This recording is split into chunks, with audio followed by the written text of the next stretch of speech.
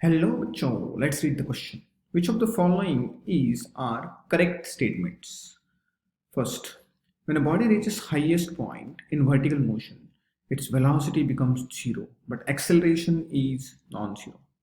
Second statement, average velocity of an object is not equal to the instantaneous velocity in uniform motion. Third statement, average speed can be zero, but average velocity can never be zero.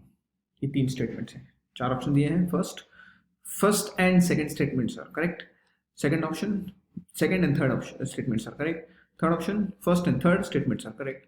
And fourth option first second and third all three are correct statements. तो यहाँ पर हमें concept लगाना है projectile motion, basically object throwing vertically upward. उसमें velocity acceleration क्या होगा, उसके बाद इंस्टेंटेनियस वेलोसिटी और एवरेज स्पीड. की कंसेप्ट की कंसेप्ट में सबसे पहले क्या लिखेंगे हम यहाँ पर, projectile motion, vertical projectile motion, highest point. तो वेलोसिटी एक्सेलरेशन, वेलोसिटी का फॉर्मूला क्या होता है, डिस्प्लेसमेंट बाय टाइम. उसके बाद एवरेज वेलोसिटी क्या होती है, एवरेज वेलोसिटी का फॉर्मूला होता है total displacement by total time.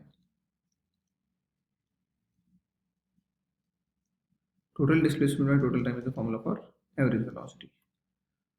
उसके बाद एवरेज स्पीड क्या होगा,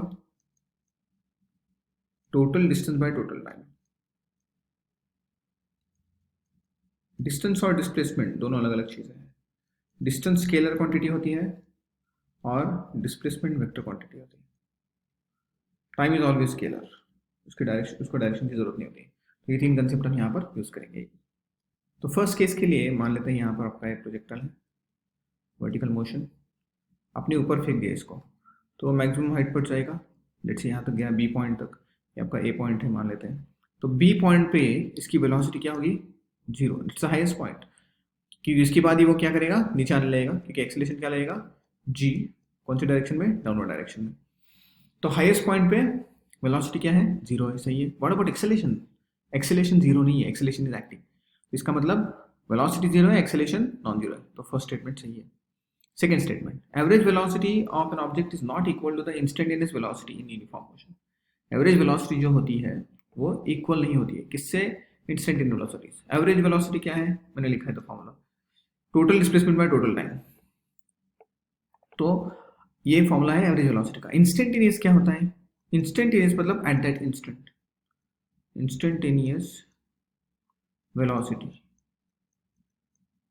इसका होता है dx by dt. तो ये और ये इक्वल कभी नहीं हो सकते कि एट दैट इंस्टेंट निकालते हैं. Instantaneous velocity is at that instant, average velocity over a period of time, right. Total time बोला इसलिए दोनों कभी इक्वल नहीं हो सकते. इसका मतलब ये भी स्टेटमेंट सही है. Third, average speed can be zero but average velocity can never be zero.